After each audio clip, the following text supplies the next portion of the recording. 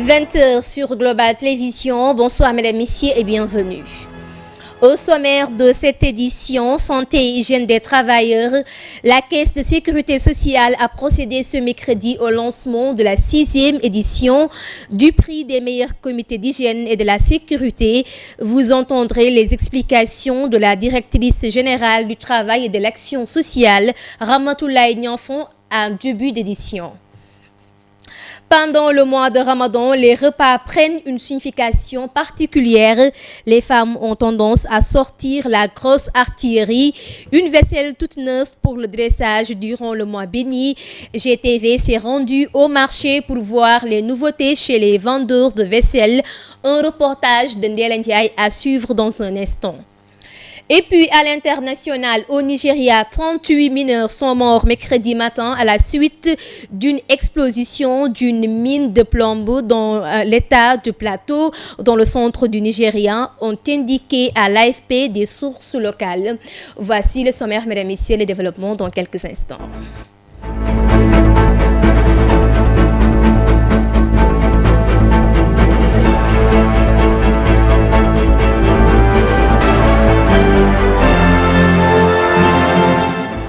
Bonsoir mesdames, messieurs et merci de votre fidélité. Nous sommes mercredi 18 février 2026. Démarrons l'édition du soir. Je vous le disais en titre, la Caisse de sécurité sociale a procédé ce mercredi au lancement de la 6e édition du prix des meilleurs comités d'hygiène et de sécurité du travail, une initiative stratégique destinée à renforcer la culture de la prévention des risques professionnels dans les entreprises sénégalaises. À cet effet, écoutons la directrice générale du travail et de l'action sociale, Ramatoulaye Nianfon, au micro de Lamine Diédhiou. Nous consacrons le lancement de la 6e édition du concours du meilleur comité d'hygiène et de sécurité au travail. En fait, ce concours a été initié par la Caisse de sécurité sociale depuis 2015. Donc cette année encore, on a voulu reproduire le même schéma en relation avec la direction de la santé et sécurité du ministère en charge du travail, qui est le bras armé du département en matière de santé et sécurité au travail. Dans le cadre de ces missions normales, les services de l'inspection du travail sont là effectivement pour garantir la sécurité et la santé au travail. Comment? À travers les missions de contrôle. Ensuite, à travers la formation continue des acteurs, des mandants tripartites qui sont engagés dans la promotion de la santé et sécurité au travail. Ce qui est attendu par rapport à ces postulants, c'est d'abord stimuler l'émulation. Parce qu'on sait que les comités d'hygiène et de sécurité sont consacrés par les dispositions légales. Certes, il y en a qui sont déjà effectifs, il y en a qui ne sont pas encore effectifs. Donc c'est surtout essayer de tirer vers le haut ceux qui sont un peu à la traîne. Et ensuite, par rapport à ceux qui sont en haut niveau, essayer de partager leur bonne expérience, les bonnes pratiques en matière de préservation de la santé et de la sécurité au travail. Pour les conditions de participation à ce concours, c'est une adhésion volontaire. Ensuite, techniquement, la Caisse de sécurité sociale a mis en place un dispositif pour permettre à toute entreprise, tout candidat à ce concours de pouvoir s'engager et de participer de manière volontaire à ce concours. Et puis, dans un contexte national marqué par des affaires récentes qui ont suscité émotions, débats et interrogations sur les repères sociaux, le ministre de la Famille, de l'Action sociale et des Solidarités a tenu une réunion sur la réflexion d'une politique nationale de la famille avec pour ambition de consolider la cohésion sociale et de réaffirmer le rôle central de la famille. À cet effet, écoutons Astou Fall, représentante du ministère de la Famille, de l'Action sociale et de la Solidarité. On a toujours été conscient. C'est le sens profond de l'article 17 de notre Constitution qui consacre la protection de la famille par l'État et de notre Code de la famille qui régit les relations familiales. Malgré l'existence de cet arsenal juridique, force est de constater qu'il n'existe pas encore au Sénégal un document de politique familiale explicite, un vide que nous sommes appelés à combler. Mesdames et messieurs, cette mission appelle une implication sans réserve de tous les acteurs, institutions, partenaires au développement, société civile, autorités religieuses et coutumières, médias. Au Sénégal, la famille est bien plus qu'une cellule sociale de base. Elle est notre système immunitaire collectif, notre première et plus importante institution de résilience. C'est dans la sphère familiale, entre les Nidjaï et les Badjan, que se forgent et se transmettent le djom, la dignité, le courage, le kersa, la pudeur, le sens de l'honneur, le mougne, la patience et l'endurance. Sans des familles fortes et protégées, l'ambition portée par l'agenda national Sénégal 2050 ne saurait se réaliser.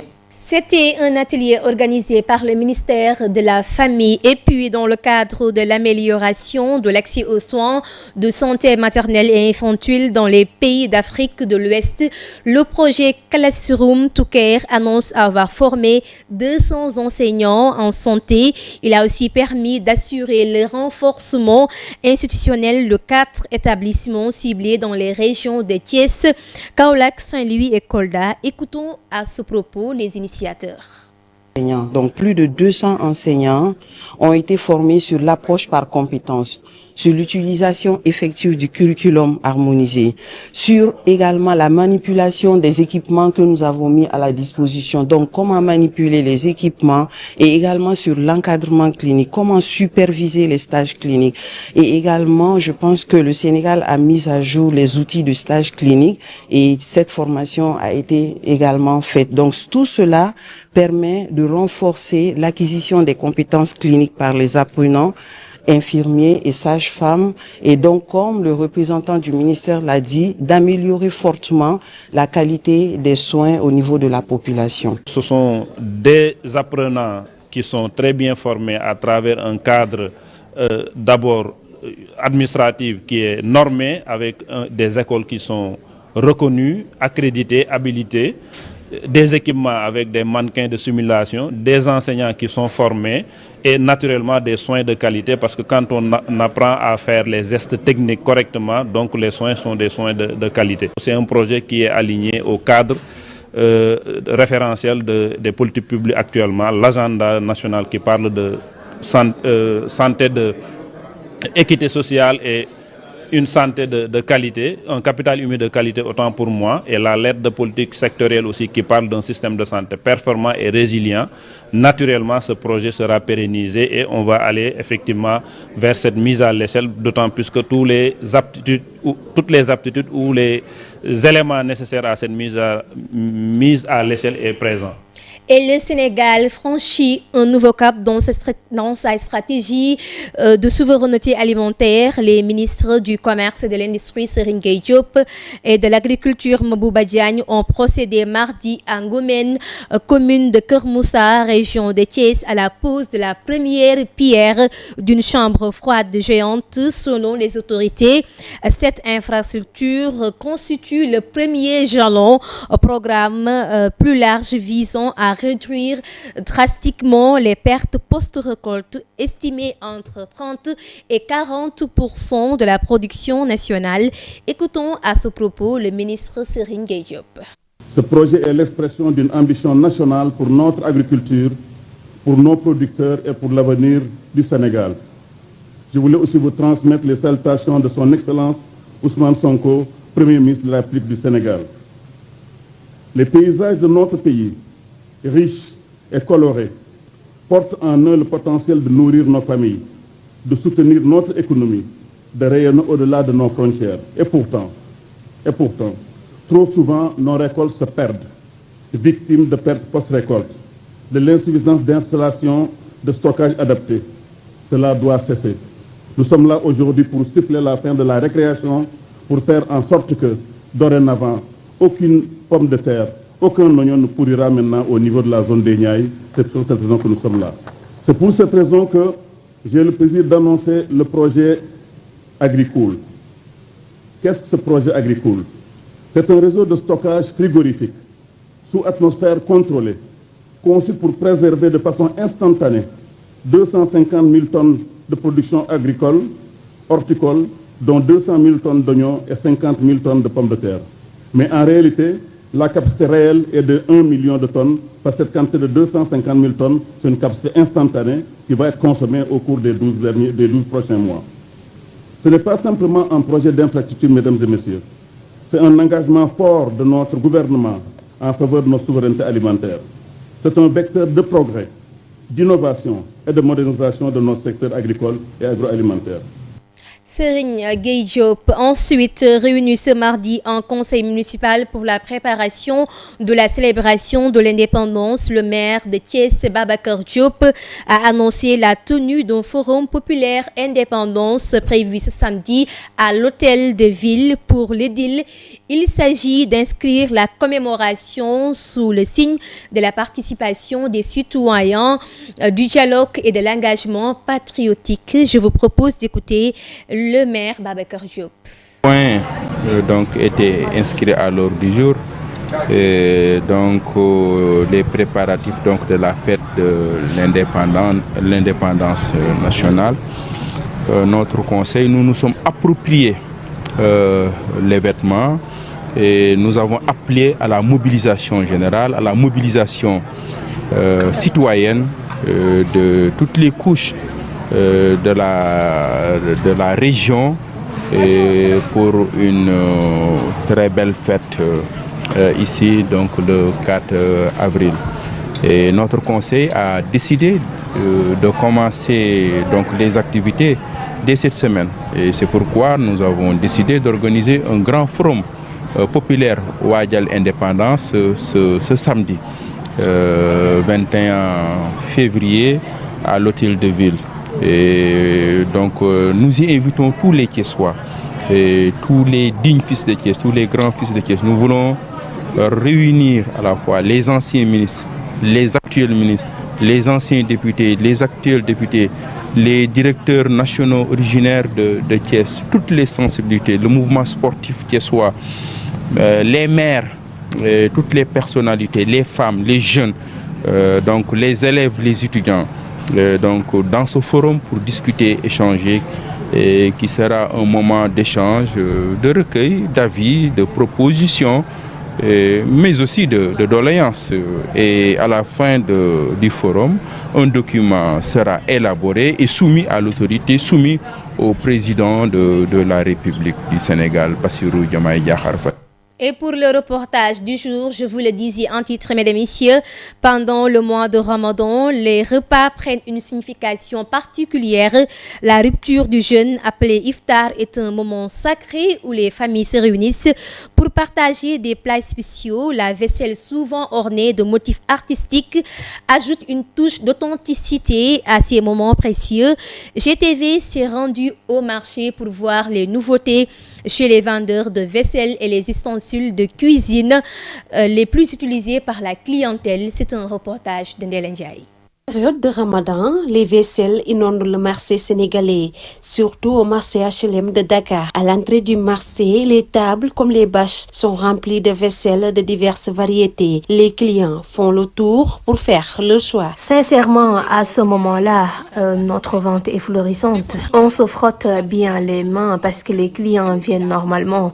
Notre dépôt se situe à Touba et actuellement nous avons beaucoup de nouveautés. Par exemple, nous avons des tasses, des garde-pains, des chauffe-eau, des plateaux, tout ce qui est vaisselle vraiment. Selon cette cliente, c'est une tradition chez eux de se procurer une vaisselle toute neuve pour le dressage durant le mois béni du Ramadan. Ainsi, les plats sont soigneusement préparés et servis avec une attention particulière portée à la présentation.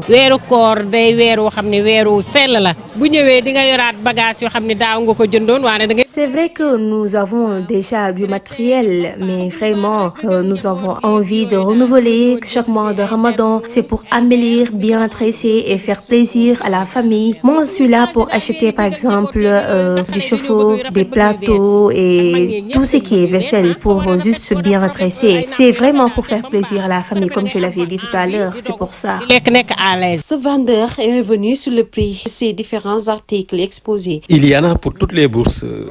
Tout client qui vient ici aura ce qu'il veut. Il y a des cuillères, des douzaines qui coûtent 500 francs. Il y a aussi des ustensiles de cuisine. Tous les accessoires sont ici et sont disponibles et c'est pas trop cher. Les clients qui sont les plus nombreux, c'est surtout les femmes. C'est les femmes qui viennent souvent ici acheter des matériels pour préparer le Ramadan. Mais tout est disponible ici, tout est là. C'est pas trop cher et il est accessible à... Entre tradition, anticipation économique et désir de renouveau, la frénésie de consommation s'installe, rappelant chaque année que le Ramadan, au-delà de sa dimension spirituelle, reste aussi un moment fort de la vie sociale et commerciale. Ndéla Ndiaye, à l'instant, parlons de l'actualité internationale. Député et coordonnateur de la France insoumise, Manuel Bompard a annoncé ce mercredi 18 février que le siège de son parti, situé dans le 10e arrondissement à Paris, a été évacué suite à une menace à la bombe sur son compte X. Cette alerte à la bombe dans le siège du parti fondé par Jean-Luc Mélenchon intervient alors que France insoumise est accusée d'être impliquée dans la mort de Quentin Daranque, âgé de 23 ans, militant d'extrême droite, tué à Lyon le 14 février 2026, même si un assistant parlementaire du parti a été arrêté dans le cadre de cette affaire. La France insoumise rejette les accusations et nie toute implication. Au Nigeria, 38 mineurs sont morts mercredi 18 février suite à une explosion dans une mine de plomb dans l'état de Plateau, dans le centre du Nigeria, ont indiqué à l'AFP des sources locales et 27 autres ont été transportés d'urgence à l'hôpital, a déclaré à l'AFP Aliou, un chef traditionnel local. Un mineur qui s'est rendu sur place, Ibrahima, a affirmé que l'explosion s'était produite entre 7h30 et 8h heure locale et a confirmé le nombre de morts. Pour finir, la haute autorité de la communication AC du Gabon a décidé mardi 17 février 2026, dans la soirée, la suspension immédiate des réseaux sociaux sur le territoire national jusqu'à nouvel ordre. La décision vise à prévenir les dérives après un usage abusif de ces réseaux sociaux. La décision rendue publique dans la soirée est tombée comme un coup près. C'était l'actualité hors de nos frontières. Madame, messieurs, cette partie met fin à l'édition du soir. Merci de l'avoir suivi. Excellente suite de programmes sur la GTV, la magie de la télé.